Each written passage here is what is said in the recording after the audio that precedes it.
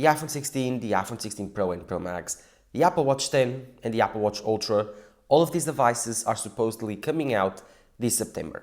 And so, what can we expect? Should you wait? All of these in today's video. If you are excited, drop a like down below, subscribe to the channel. Let's get started. First, I want to talk about the iPhone 16s. These devices are not getting big changes. Again, they are going to keep the same design. They are going to keep about the same features, the same display and the same camera. But they are changing two fundamental things about this iPhone. First is the camera orientation to allow spatial video. Yes, the iPhone 16 is going to have a new camera orientation to allow spatial video. I've talked about this several videos, but spatial video is fundamental for Apple's future. Apple is going to enable it on the iPhone 16.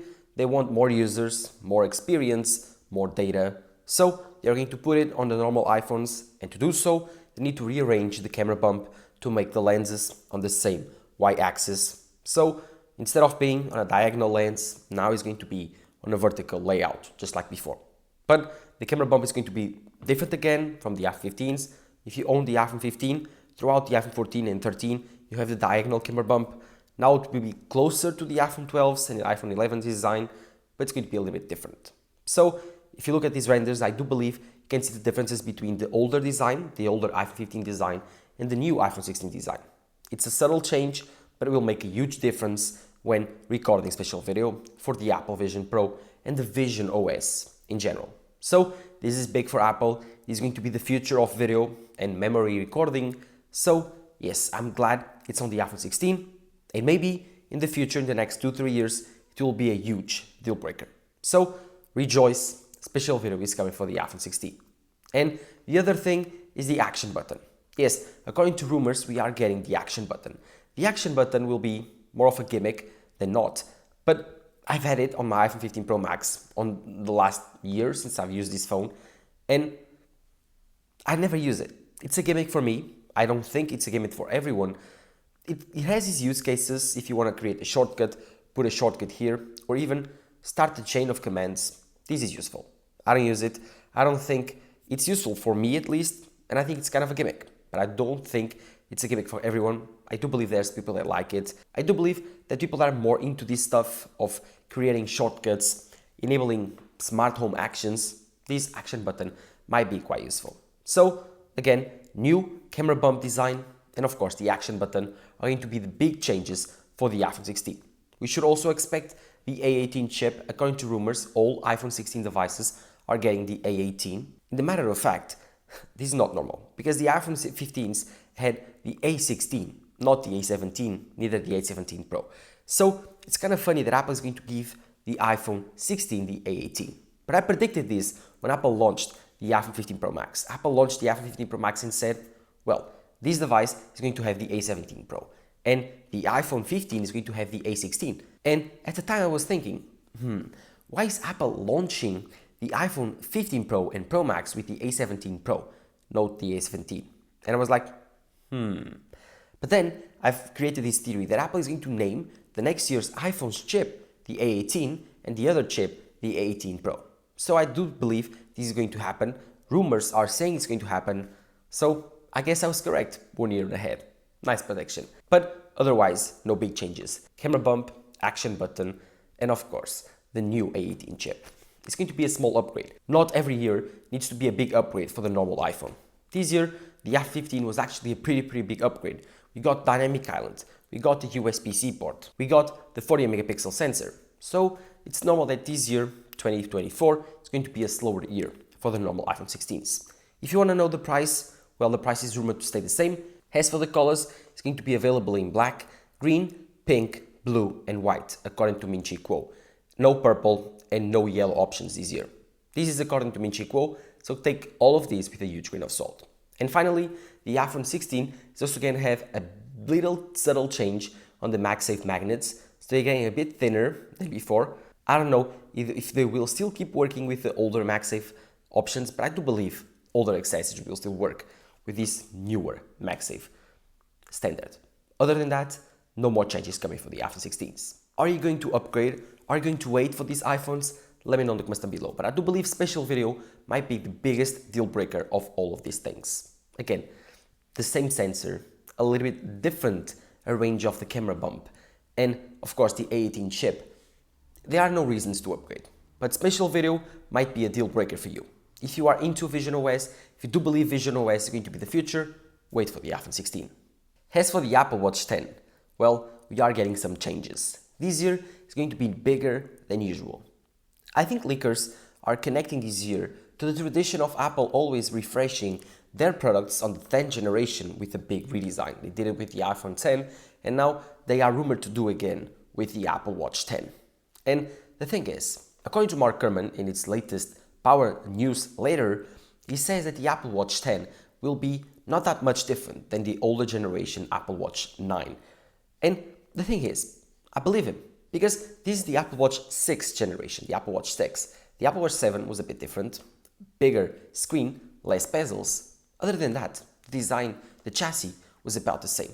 The biggest redesign to the Apple Watch lineup was the integration of the new generation of the Apple Watch Ultra, not the new Apple Watch 8, 9, whatever design they can find for the normal Apple Watches. So I do believe they will still keep about the same design of this Apple Watch. Mark Gurman is saying that it's going to be much thinner. And I do believe him. I think Apple wants to make the Apple Watch even thinner, and I think it will look pretty cool. Even less bezels, probably. I don't know. This is going to be a big redesign? Maybe. It's going to be a redesign after all. But being thinner, I think it's a pretty cool perk for the Apple Watch 10. And of course, other leaks, other rumors are saying we are getting a new chip. And I do believe this one really well. I think this one is probably confirmed because Apple released Apple Intelligence. And if you look at the notes, the only device supported for Apple Intelligence was the iPhone 15 Pro and Pro Max. No Apple Watch was supported for Apple Intelligence. And this is a problem. So Apple needs to develop a new chip for the Apple Watch that supports Apple Intelligence. So yes, currently the newest Apple Watch, the Apple Watch Series 9 and the Apple Watch Ultra 2 do not support Apple Intelligence. That's a big issue. Apple needs to fix it, and so they will release a new Apple Watch with a new generation of chips that supports Apple Intelligence. That's almost for sure, guys. Trust me. So, new series support, new AI features, new features for the Apple Watch for working out, for AI again. I don't know, but new AI features are coming for the next generation Apple Watch, as well as a new chip, which will be much faster. Trust me, much faster, and hopefully much more power efficient. So with a thinner design that is rumored for the Apple Watch 10, we still get about the same battery life. One thing that the Apple Watch does really well and that are super important on this lineup is the health. The health sensors, the health tracking, all of this is very important on the Apple Watch. It might be the biggest feature of this device. And so every year Apple works on improving these in every single way. This device features a blood oxygen level sensor, features an EKG sensor, features an heart rate monitor sensor. And according to Mark Gurman and other leakers, this device could now feature a glucose monitor sensor for your blood on the Apple Watch. This could be huge. Now, diabetic people don't need to puncture their fingers to test out their blood sugar levels. This could be one of the biggest revolutions on the Apple Watch. And Apple has been trying to add this sensor for the Apple Watch for ages now. I've been hearing this rumor for like 5 to 7 years now. Trust me.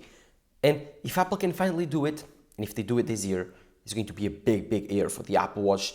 So you want to wait. At least wait and see what happens. But according to Mark Gurman, on his latest Power newsletter, this is very tricky. This is very difficult. Apple has been battling with this for a very long time. It doesn't seem that it's going to be available this year. And with that, the sleep apnea feature that was also rumored will be falling apart. So, because this feature needs the blood oxygen level sensor that the Apple Watch 8, 7 and 6 have, but the Apple Watch Series 9 was actually cancelled because of a dispute with another company, Apple might need to cancel this sleep apnea feature. I don't know if that will happen.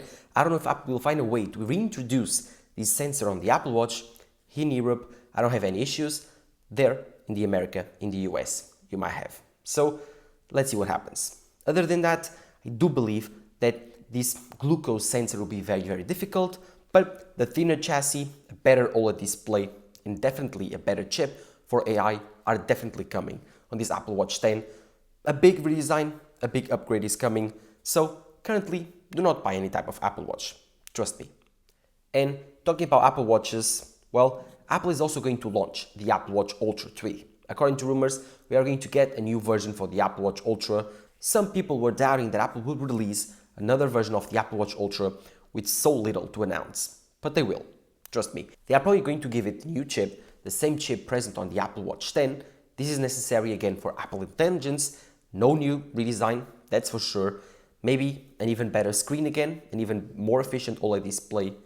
About the same design, nothing new more than that. So Apple Intelligence is going to be the biggest new feature on the Apple Watch Ultra. And again, if you want to buy one right now, do so. The Apple Watch Ultra first generation, the second generation, all of them are pretty much the same device. Very, very small differences. So if you want to see how does the Apple Watch Ultra first generation perform in 2024, go check out this video that I made last week. I think it's pretty cool and it gives you my experience 650 days later with the Apple Watch Ultra. Go check it out. So yes, whatever new sensor comes out on the Apple Watch 10, whatever new chip comes out on the Apple Watch 10, we will see it on the Apple Watch Ultra. But do not expect a new redesign. And finally, I want to talk about the most important part of this event, the Pro iPhones. We are going to get an iPhone 16 Pro and Pro Max. And on the iPhone 16 lineup, we're going to get an iPhone 16 and 16 Plus. These iPhone 16 Pro and Pro Max are going to be big changes. Again, they are going to get bigger, literally.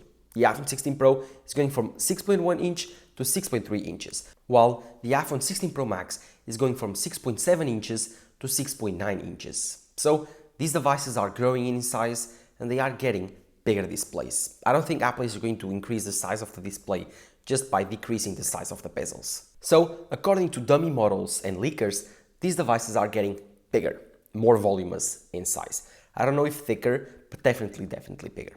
And also, this means increase on the battery size. Yes, finally, Apple is going to increase the battery size of the cells itself.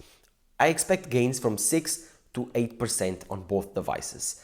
So yes, with more efficient chips, just like the A18 Pro, and bigger batteries, maybe we are getting an even better battery life on the iPhone 16 Pro and Pro Max. Big emphasis on the iPhone 16 Pro Max, which is going to get the biggest battery ever on an iPhone. Ever. So yes, very anxious for that. And on the camera side, we are getting an even bigger jump. The iPhone 16 Pro is getting the new 5x telephoto lens present on the iPhone 15 Pro Max, while the iPhone 16 Pro Max is going to get an exclusive new main sensor, even bigger, that lets in even more light. This is very exciting for me because I want more natural bokeh, better low-light video, but especially better video overall. With a bigger aperture, with bigger sensors, comes more natural bokeh, comes better video quality and better photo quality, especially low-light video.